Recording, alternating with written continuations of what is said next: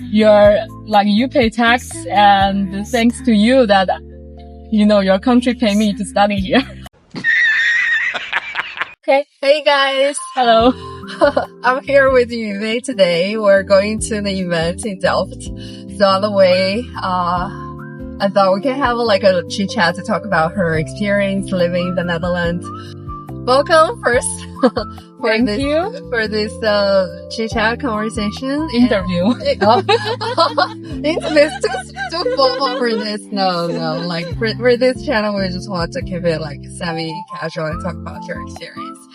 So you've been here for 8 years. You just mentioned. Yeah, cool. 8 years. I came here in 2017 for my master's degree. Nice. First moved to Nijmegen. You asked me before, why I chose the Netherlands. It was actually related to someone who we were supposed to see today. Okay. So, you remember Yuwei? Yeah. She and I went to the same bachelor university. Okay. She was 1 year before me. Yeah, because I know that she went to the Netherlands, and at that time I also started to think about maybe I should go abroad to study. Yeah.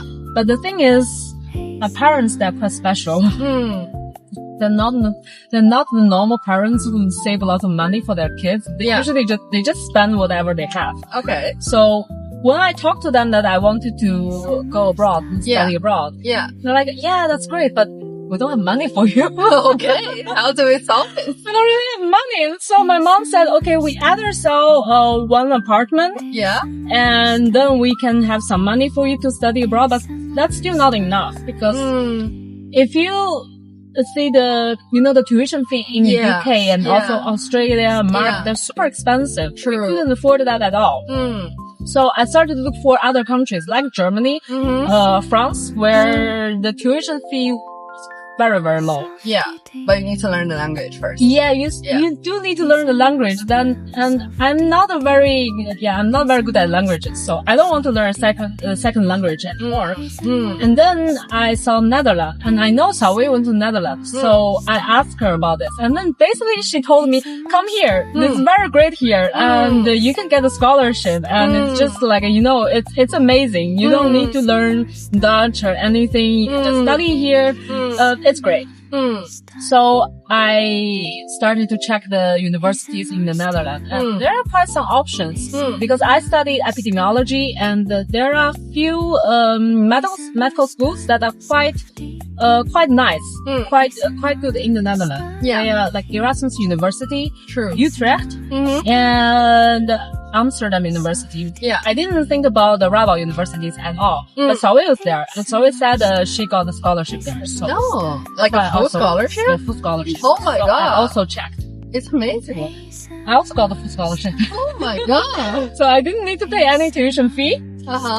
On top of that, the university gave me 850 euro per month. Oh my god. So everything is covered. Yeah, and also the visa, everything. Everything is covered, so I didn't even need to spend any money from my parents. I mean, they still gave me some money because sometimes I still go to other countries to travel. I really survive with that 850 euro. Yeah. But if I don't go anywhere, that money is completely enough, especially in Nijmegen. It's very small, and I remember the first room I rent was 8 meters square. Oh my god. I shared everything, the bathroom, everything. And the rent was only 250 euros. Yeah, that was long time ago. Yeah, that was a long time ago. Yeah, but 850 is completely enough for me at that time. Yeah. So that's why I came here. And, for the money. I was joking, to a friend at that time. I said, well, you pay tax, and thanks to you that, your country pay me to study here. I know. It's so amazing. I can't believe the story. I mean, when I was trying to study abroad, I never even thought of the Netherlands, and they didn't even know that they teach in English. Yeah. So, and also in the UK, it's impossible to get a full scholarship. Yeah, exactly. So we had to spend that much money. Yeah, that's really I was lucky because Yuwei, she did a lot of research on this, and she told me this information. Yeah. And the reason that Rabot gives so many scholarships to people that at that time they were trying to be more international. Yeah. And Radboud, it's in Nijmegen, which is a very small country close to Germany, and most of their international students come from Germany. So it's not really international at all. Yeah. And their QS rank is quite low. It's like a 200 something. Okay. So not many people wanted to study there. Okay. That's why they try to lure students by giving them money. Okay. And the more international student you have, actually, you can improve your QS ranks. Oh. Okay. Yeah. So that's one of the criteria for the ranks there. Okay. And and when I was there were not many Chinese students because, again, the QS rank is not very high. So most students, they would still choose Amsterdam University or Rotterdam Erasmus or Utrecht. Yeah, I mean, Amsterdam or maybe Erasmus is more expensive. But like for Amsterdam, those public schools, it's still like half of the tuition fee. Yeah. UK is like crazy. Yeah, exactly. So, but I guess probably maybe because you were doing the research program, that's why they could sponsor you, right? If you just studied business, probably they couldn't.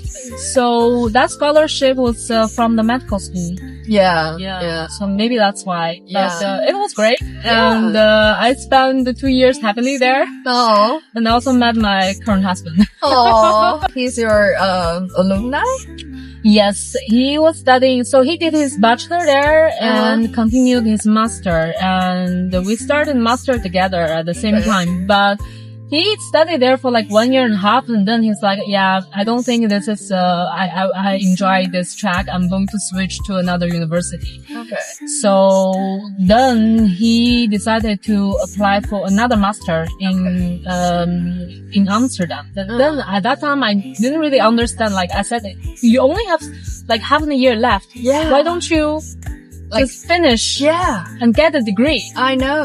But then the thing is, in the Netherlands, it's very expensive to do a second master. Oh. That's why he dropped the first master and started the second one. So he will only have one master degree, and the second master wouldn't cost that much for him. Yeah, true. I heard something like that. Like the first one cost 2,000. The second one you like use the international rate, like 20K. Yeah, exactly. Yeah. Except if you want to do a master in education. Because they need more teachers. Oh, I see. Yeah. Interesting. Like I didn't know any of that coming here. Yeah. So cool. But then after you graduate, did you start working or do you continue getting your PhD? So I wasn't sure what I wanted to do after my master, but I know two things. First of all, I kind of want to stay here. Yeah.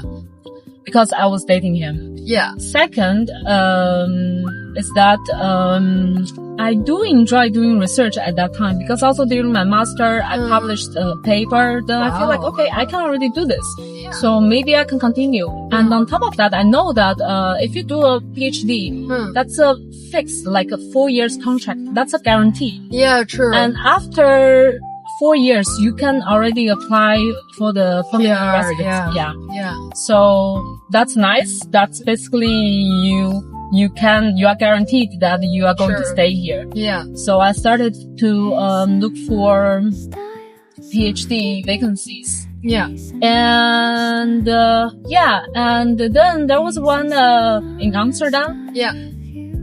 And my husband at that time, he already moved to Amsterdam because he was going to start his second master.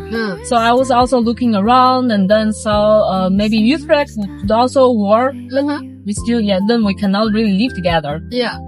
But then one of my supervisors during my master internship, she was doing a postdoc in the Netherlands Cancer Institute.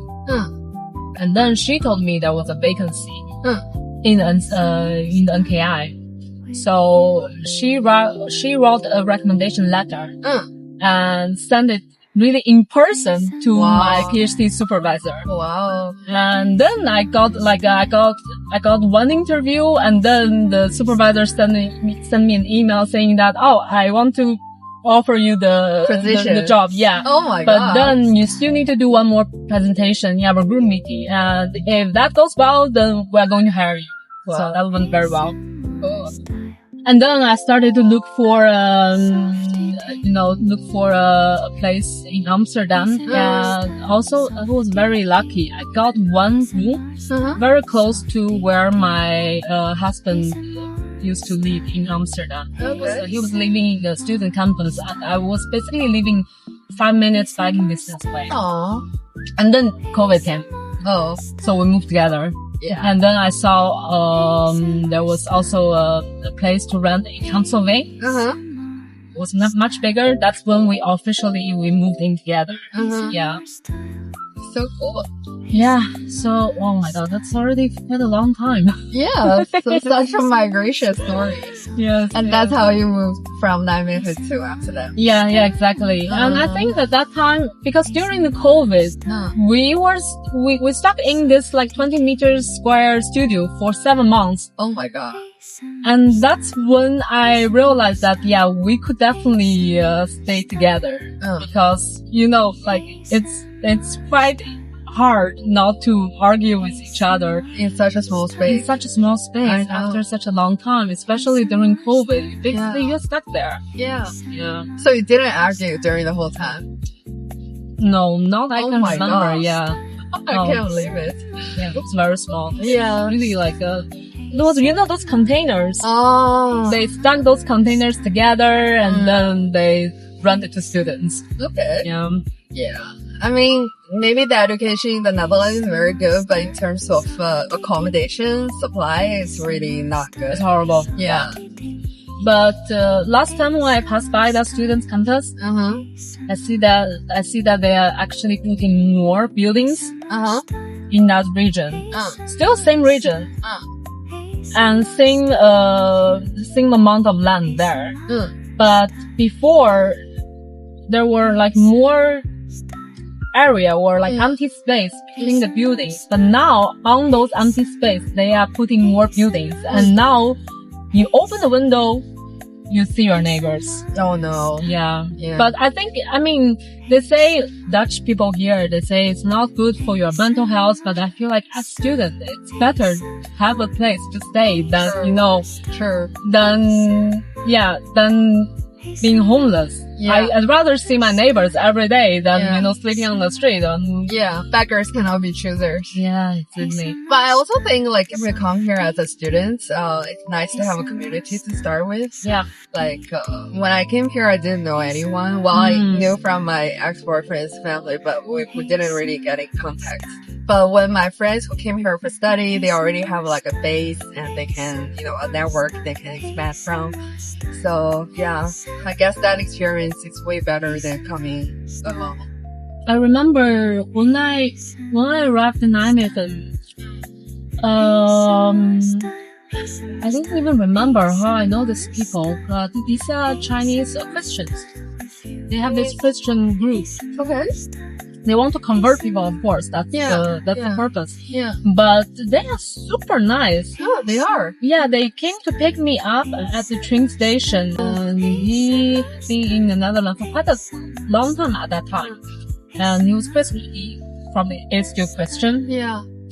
At that time, he picked me up and then he took my phone and installed some very necessary like apps here, like Belgada and also the Google Map and NS app, all those things. And he told me, okay, which one to use and all those things you need to know to survive here. Yeah. And then he sent me to the place I rent. He even bought me a burger. Oh my god. I didn't want to accept that, but then he said, yes, please just take it. I always felt like he had aggression. No, he just want to convert me. He just want to convert me. It's trying really hard. Yeah, and he said, yeah, please accept that because this is not like in China. You're not going to find any restaurant which is open, at midnight. You're going to get hungry, so just take it. I did get hungry at midnight, so yeah. Well, but anyway, it's very nice gesture. Like, yeah. So at that time, sometimes they would organize some events, and we would go there and you sing together No. those like church songs and Cool. I also had like a similar experience Yeah? in the UK. Yeah. yeah. I started going to church with my friend, but Yeah. like those people were super nice, and even though we Yeah. were just students, they tried their best to help us. Yeah. I remember before my dissertation, like I already went back to China, but I still need to submit my hard copy. So I asked one of the girl from the church, and she actually printed like the 30 pages. Wow. So, yeah, and then drive almost an hour to the campus and deliver it for Yeah. me. Otherwise, I wouldn't graduate. I mean, that's like such a big favor. So I'm really grateful for their help. Yeah. Yeah.